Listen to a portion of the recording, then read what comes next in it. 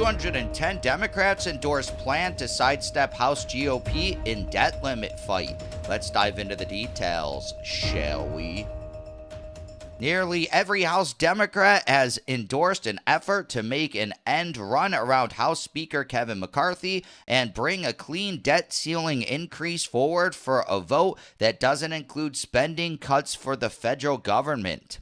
At the direction of House Minority Leader Hakeem Jeffries, Democrat from New York, Democrats began collecting signatures for a discharge petition on Wednesday morning. Discharge petitions can force a vote on legislation even if the majority party objects, but a majority of House lawmakers needs to sign it.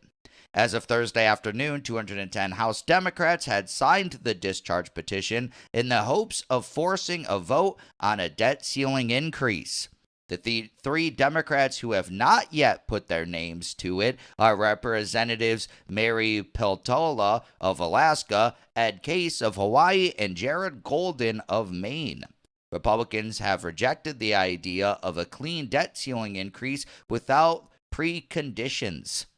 They passed the Limit, Save, Grow Act, which would lift the borrowing limit by $1.5 trillion, while also rolling back key Biden administration initiatives and cutting the federal government's discretionary levels back to what they were in 2022. Petola's office confirmed to Fox News Digital that she will sign the petition and pointed to a statement to explain that the delay was due to a family tragedy. I continue to support the ongoing negotiations by all parties and believe a discharge petition to bring a clean debt ceiling solution to the floor can provide a valuable backup option. I'm currently grieving the loss of my mother, but I intend to sign the discharge petition as soon as I am able to return to D.C., Peltola said. Golden's office referred Fox News Digital to an earlier report where the congressman criticized the discharge petition.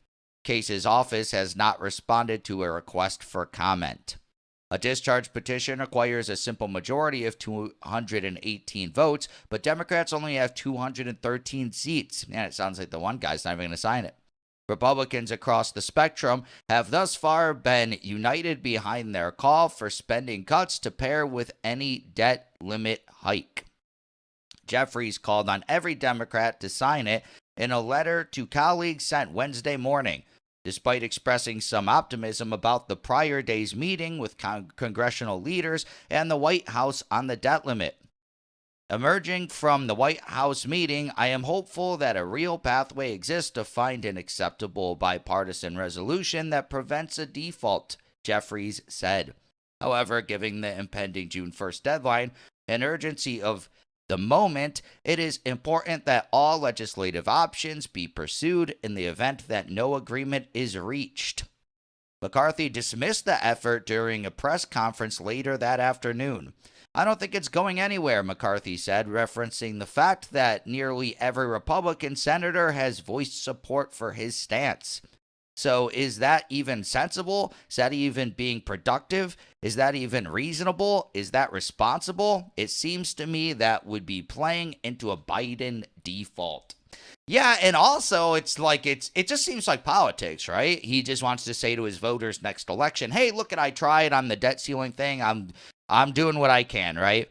But yeah, I mean, this isn't going to go anywhere. He doesn't have enough votes to even get it. Like they were saying, the Democrats only have 213 votes, and the one guy, I think his name was Golden, he's not even going to sign it. And the other guy, Case, we don't even know. He's not even commenting. So we don't even know if two of those guys are going to sign it. And then you still, even if everyone did sign it from the Democrats, you need another 5 votes from Republicans, which you're not going to get. I don't understand why it's so unreasonable just to cut back spending. You know, we're going to decrease spending if we're going to have a debt ceiling increase. They're like, no. We just want an increase and we want to keep the spending the same. I don't think that's reasonable at all. I always think it's funny they even keep every single time, let's raise the debt ceiling, raise the debt ceiling, raise the debt ceiling. If you cut spending, you wouldn't have to raise the debt ceiling. You know, so it's just like, why don't they try to start cutting? You got to start cutting. The government is so bloated. Everybody knows it. Both parties know it, but it never changes. No one can agree on what should be cut, so nothing ever gets cut. It's insane. And then it's just year after year. It's going eventually it's gonna hit a tipping point. Maybe even this year. I mean, look at how bad the economy is.